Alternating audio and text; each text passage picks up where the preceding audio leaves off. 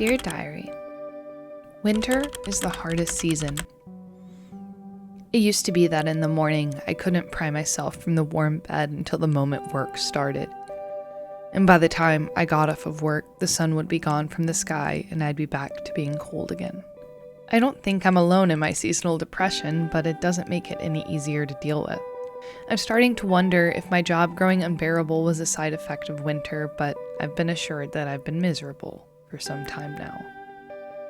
How do I start to get better? Method 1. Journaling. I've been waking up in the morning to write, but it's all fiction. Haunted idols and crazy women are not exactly conducive to setting my day on the right track. Don't get me wrong, I will still write fiction, but maybe the day should start with reflection first. I'm not the best at digesting what is going on inside. Well, I partially digest it and then push past the rest.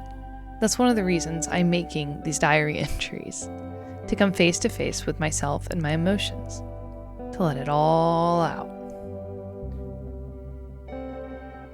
Day 1 of journaling in the morning. One thing is for sure, I have to find a better, warmer place to journal. This lobby is so cold. How have I been feeling? Okay, I guess. I'm making YouTube videos now. Finally got over that fear of everyone in my childhood laughing at me. My first posts only had a few views, but that's okay. I started. I'm afraid of getting too swept up in this, like I'm just finding something new to burn out on. I need to work on a healthy schedule that includes physical activity, maybe even prioritizes it. I also need to put more time into my screenwriting. Do you know how many words I've written outside of YouTube scripts this month? 0. I'll try to be a little kind to myself. A lot has happened. But let's remember why we quit. It wasn't just to make videos. It was to write. So let's get back to it. I know we are late in the game, but by the end of the month, let's do the following. 1. Start writing your screenplay again. 2. Figure out a sustainable schedule. And 3. Find rest cycles that fulfill you. Method 2. Circadian rhythm adjustments. Circadian rhythm. When I was younger, I thought this was just being on cicada time, when in fact its Latin means around day, more or less. A key aspect of circadian rhythm setting is early morning sunshine, directly on your face, preferably right after you wake up. Now that's not very conducive to my 5 alarms every 10 minutes, followed by a half hour of brain games that I use to pry myself up in the morning. But I have decided to try and get better. So I guess I have to figure it out. It doesn't help that I decided to figure it out in the coldest week of the year so far. One day I will figure these stamps out. Today I went outside despite my best interests. It was 7 degrees Fahrenheit, and I have no business being outside in that. Despite that, however, I do feel awake, alert.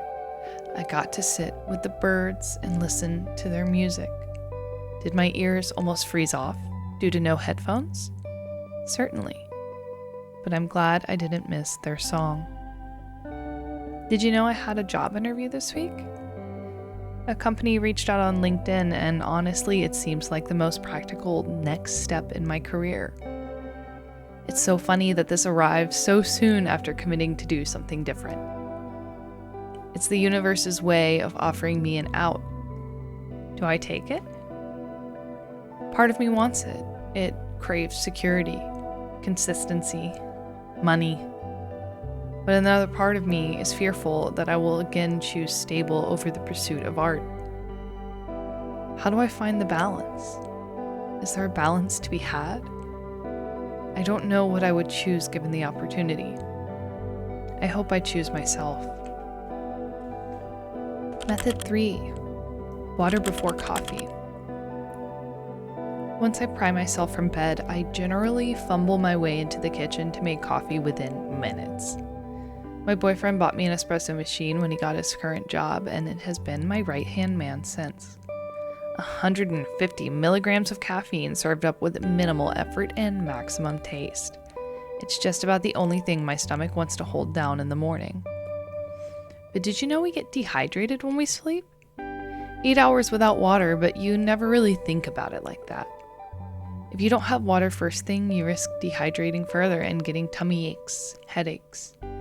Apparently, it also helps prevent tooth decay. Well, that stamp's better than nothing. So it's still really cold. So cold the birds weren't even outside. If the birds aren't there, why should I be? Funny thing about drinking the water before coffee, it actually worked. Like legitimately, I came back alert and didn't need it. Maybe it was the adrenaline from being close to freezing to death, but I'll take it. And despite the cold, it was easier waking up today than yesterday. I even remembered to put on sunscreen. I've been feeling an outpouring of love and support from people in my life as I make these videos, and I just want to say, thank you. Thank you for believing in me, for supporting me in my journey, for not telling my parents that I quit my job. Yeah, still not excited for that conversation. I told my friend Nicole I would visit her in New Zealand once I make my first dollar from YouTube. We are, as of January 30th, 2026, exactly 967 followers and 3,982 watch hours away. Hopefully I don't make her wait too long. Method 4. Breakfast. I used to think it was normal to skip breakfast. Intermittent fasting, just me and my coffee against the morning. It's not like I was waking up and ignoring a rumbly tummy, I just didn't have an appetite. Until I learned about cortisol. Cortisol is the stress hormone and is at its highest in the first half hour after waking up to wake you up. Cortisol on its own isn't bad, but when you give it caffeine, it spikes the already high levels, and when it lands on an empty stomach, you go even higher. Extreme bodily stress first thing in the morning, count me out.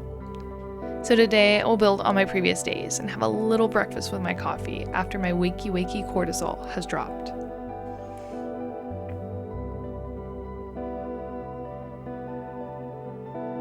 I'm not sure that going outside today was worth it. With wind chill, it's 5 degrees Fahrenheit. Then, when I went out anyways, there were still no birds and barely any sun. And when I went back inside, I realized I forgot to even meal prep. And then when meal prepping, I forgot to grease the pan. But I pushed through anyways, and now I have a headache. Recommendation: don't forget to meal prep if you're going to do a video about it. I can't believe it's the last day of the first month of 2026. It's already been a whirlwind. Making videos, writing again, leaving an old job, and exploring a new. I am manifesting February as a time of blossoming, of coming into myself as a creator, a writer, of getting healthier and happier. Even though I complain, I will try to push through and do it anyway. For some reason, my mind keeps going back to the short story All Summer in a Day by Ray Bradbury. Sun only came once every 7 years for an hour, and she missed it. Against her will. I want to make sure I see the sun every chance I get. For too many years, I have missed it. Method 5. Stretching. 5 years of desk life has made my back and hamstrings a tightly wound nightmare. At just 28, I am afraid to sneeze or else I will get spasms. It's not a good look. It also doesn't help that as soon as I wake up and have my coffee, I want to slink back into my chair and write, or play games, or edit videos. Stretching in the morning has other benefits too. It brings oxygen to your brain, making the morning start a little better, wiring your brain just right, helping your back get ready for the day of sitting ahead. I really did not want to do this today. Up late working on a creator grant, which turned out rough, and then woke up to feels like -5 degrees. I made myself get up, though, for the only reason of me stamping this journal with every date. Sometimes you have to make little traps for yourself, and I'm glad I did. Stretching opened up my back, much needed ahead of a day of snowboarding. Being in the sun with water helped me to wake up right. My breakfast nourished me. I'm ready for the day ahead. Even though it has only been 5 short mornings, I feel my productivity coming back. I don't need a cold ice pack in the morning to force it. Today I even set a later alarm, but woke up at 7 just like the previous days. I will keep doing this routine after this week as best as I can. It's hard, but I'll make compromises where I must. -5 degrees? Get sun from the window. But at least I'm feeling it. I'm feeling life. And I'm excited for the first time in ages for Monday to come.